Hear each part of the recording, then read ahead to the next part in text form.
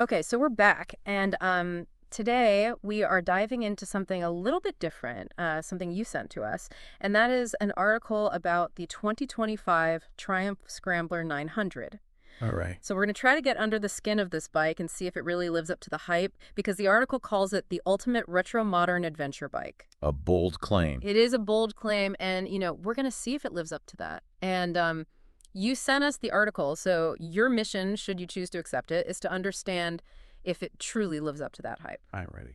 Okay. All right. So the Triumph Scrambler lineage has this history of, blending those classic looks with real-world capability. Absolutely. Yeah. And this new model, it seems like they're really aiming to build on that from what I've seen. Yeah. The article that you sent, it definitely makes that claim. Just think of this 2025 version as like the next level of stylish and versatile bikes. Yeah. Whether you're in the city or, exploring those off-road paths a little less traveled. Okay, so there are a few key areas that the article kind of points to, and these are the same areas we're going to focus on in our deep dive. Yep. We're going to look at the design and the styling, that crucial first impression. All right. Then we're going to dig into that engine, how it performs in the real world. Of course. Technology, that's a huge part of modern bikes, so we'll see what the Scrambler 900 brings to the table. Yeah. Handling that is absolutely paramount, so we will explore that as well. Mm. And finally, no bike exists in a vacuum, so we got to see how it measures up against its competition. Right. And the article does mention some competitors, Yeah. so we're going to look at all of that. So which of those areas really sparks your initial curiosity? Well, I think that the design of these retro modern bikes, it's always a fascinating starting point. I completely agree. I mean, that retro-modern design is just so central to this bike's appeal. And what's interesting is how they manage to, they give a nod to that Scrambler DNA, but it still feels modern and up-to-date. Yeah, they've managed to walk that line really well. Yeah. Paying homage to those classic cues, but not making it feel like a museum piece. Exactly. The article highlights those instantly recognizable cues, like the high-mounted exhaust. Oh, yeah, that's a classic. And then you've got those knobby tires, which, immediately tell you, okay, this has some off-road intentions. And then the overall minimalist approach to the bodywork. Right. It's all about that function-forward look. Yes. Purposeful, no nonsense. Yeah. And they have some really cool color options too, right? Yeah, they do. The article mentions jet black, Yeah. kind of for a more, understated look. Right. Cranberry red, if you want to be a little bit loud. Yeah. And silver ice, which kind of sits in between. Right. A nice middle ground. So, they give you some options there to kind of express yourself a little bit. Yes. And it sounds like they really thought about, what it's actually like to ride this thing. Yeah. The article talks about that ergonomic design, specifically that wide, well-padded seat. Well, that's important. Long rides, your backside will thank you, and then a relaxed riding position. So it seems like it's not just about looking cool, but also about, being comfortable. Yeah. I mean, you don't want to sacrifice comfort for style. Right. You got to have both. Exactly. And it seems like they're trying to achieve that. Yeah, they're trying to strike that balance for sure. And the article points out some features that really stand out in terms of form meets function. Like what? So, for instance, the LED lighting, it's modern, practical. Yeah. It makes a huge difference for visibility at night. Right. But it also contributes to the bike's aesthetic. Totally. It's got to look good, too. And then you've got that TFT display, which gives you, your speed, your RPMs, everything in a nice, clear format. Yeah, it's nice to have all that information easily accessible. Right. And of course, you mentioned it earlier, that high-mounted exhaust is a huge part of that, classic aesthetic. Yeah, it's iconic. But enough about the looks. Let's get into what powers this thing. All right, let's talk about the engine. Because it looks great. But how does it actually perform? Right. So it's got a 900cc parallel twin, 65 horsepower, 80 newton meters of torque. Yeah. How's it going to feel for the rider? Well, I mean, those numbers, to me, they suggest a good balance of power and accessibility, Okay. which is really ideal for a rider who's going to be doing a little bit of everything. Okay. Right? 65 horsepower is not, going to blow you away. But that 80 newton meters of torque, Oh, okay. that's what's going to give you that pulling power, especially in the mid-range. And that's what you need, when you're going up a hill or you need to get away from a stoplight. Yeah, and the article mentions a 0 to 60 time of 4.8 seconds. Yeah, that's pretty respectable. Yeah, it can definitely hold its own. And they also highlight that the power delivery is smooth. Yeah, ride-by-wire throttle. That's what does it. Yeah, so it's going to be a much more, refined, predictable feel when you make those adjustments. Yeah, and ride-by-wire, it's not just about that smooth acceleration. Correct? It's also what allows them to have those 3 different riding modes. Right, right. The article mentions those road, rain, and off-road. Yeah, and I think those modes are going to adjust not just the throttle response, but also the traction control. Interesting. Okay, so they're tailoring the bike's behavior to those specific conditions. Exactly. So like in rain mode, you're going to have a softer power delivery Yeah. and a more, cautious level of traction Yeah. control just to keep you safe. Right, right. That makes sense. So it seems like this bike is trying to be that jack of all trades, living up to that adventure idea. Yeah, that's the impression I get. Yeah, and the article says it, excels in the city because it's manageable, Mm-hmm. but it's also, exhilarating on trails because of the engine and the build. Yeah, so it's trying to give you the best of both worlds. Yeah, fun for the daily commute, but also capable of handling, those weekend explorations. Exactly. A bike for all occasions. And we can't forget the soundtrack. Oh, yeah. Gotta have a good soundtrack. The article says that exhaust note is a deep, throaty roar. Music to a rider's ears.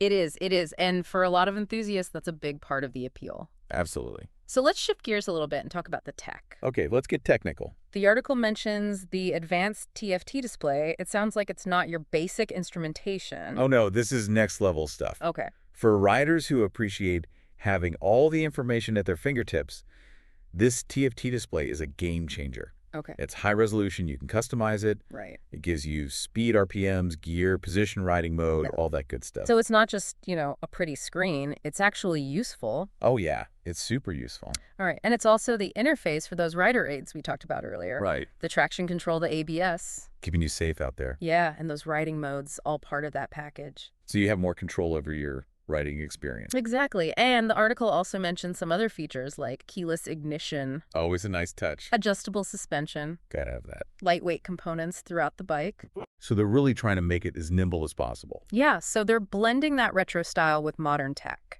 A winning combination in my book. It sounds like all right, so speaking of handling, let's talk about the chassis and the suspension. Okay, let's dive into that. The article highlights a lightweight steel frame. Interesting choice. Yeah, and they say it's crucial for stability at speed, but also that agile maneuverability, when you're on tighter roads or trails. So how does that work? So steel, when it's designed, well, it can offer that rigidity for confident cornering and high-speed stability. Okay. But it also offers a degree of compliance, which can actually improve comfort, when you're on rougher surfaces. Makes sense. And the lightweight part is key because it's going to make the bike easier to maneuver at speed, but also when you're just, pottering around town or tackling some more technical terrain. Right, so it's a balance between strength and agility. Exactly. And then there's a suspension setup, fully adjustable, with 41mm inverted forks up front and a rear monoshock with adjustable preload. So why is adjustable suspension so important? So adjustability allows the rider to fine-tune the suspension to their weight, their riding style, and the terrain. Oh, okay, so you can really personalize it. Exactly. So the preload adjustment on that rear shock lets you compensate for carrying, a passenger or luggage. Right, so you can still have a smooth ride even with extra weight. Right. And those inverted forks up front, they're associated with more precise handling and feedback, especially when you're braking and cornering. Interesting. And let's not forget the stopping power. The article mentions dual 310mm front discs, 255mm rear disc, all with Brembo calipers. Brembo. That's a good sign. It is a good sign. They're well regarded, so you can expect good stopping power and feel. Yeah, you definitely need that, especially if you're going off-road. Absolutely. Fine. So finally, let's talk about the wheels and tires. Yeah. You got a 19-inch, front 17-inch rear setup with those knobby tires. That sounds like an off-road setup. It does, and that larger front wheel, it helps with rolloverability on those uneven surfaces. And those knobby tires, they enhance grip on loose surfaces like gravel or dirt. So they're really leaning into that scrambler ethos. They are. They are. So we've looked at the bike itself, but how does it stack up against the competition? Yeah, let's see how it compares. The article mentions the Ducati Scrambler Icon and the Yamaha XSR700. Okay, some solid competition. Let's start with the Ducati. What are the key differences? Well, the article says that the Triumph has more torque Okay. than the Ducati, and that's something that you're going to feel as a rider. Okay. That stronger pull, especially in lower RPMs. It also mentions that the Triumph has more tech, Okay. like the TFT display in the riding modes, Right. which the Okay. Ducati doesn't have. So what about styling? Well, the article says that the Triumph is more of a classic rugged scrambler look Yeah. compared to the Ducati, which is a little bit more modern and urban. Okay, so it kind of depends on what you're looking for. More Exactly. tech versus maybe a lighter weight bike or different engine character. Yeah, it's a trade-off. So what about the Yamaha comparison? So the Yamaha has a different engine altogether. Right, the inline triple. Yeah.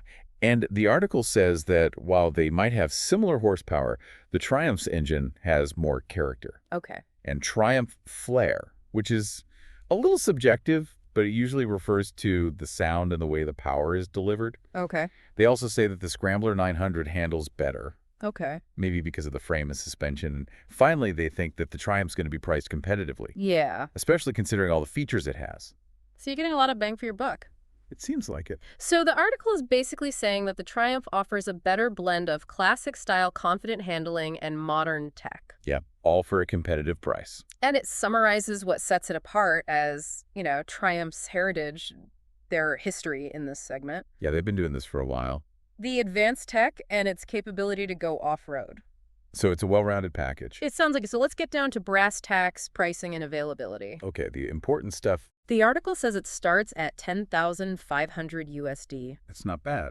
It's not bad considering everything it offers. Yeah. And it's planned for an early 2025 release with pre-orders opening late 2024. So if you're interested, get ready to put your order in. You might want to contact your local Triumph dealer just to stay informed. Good advice. And they mentioned that Triumph might offer financing options. Oh, that's always helpful. So it could be more accessible for some buyers. Yeah, financing can make a big difference. Now let's look at the potential downsides. Okay. No bike is perfect. Right. The article does have a pros and cons section. All right, lay it on me. So on the pro side, we've got that torquey engine, the tech, the design, the versatility, and the value for money. So what about the cons? Okay, so they say that riders with a lot of experience who are used to, higher horsepower bikes might find the 65 horsepower to be a little limiting. Yeah, that's a fair point.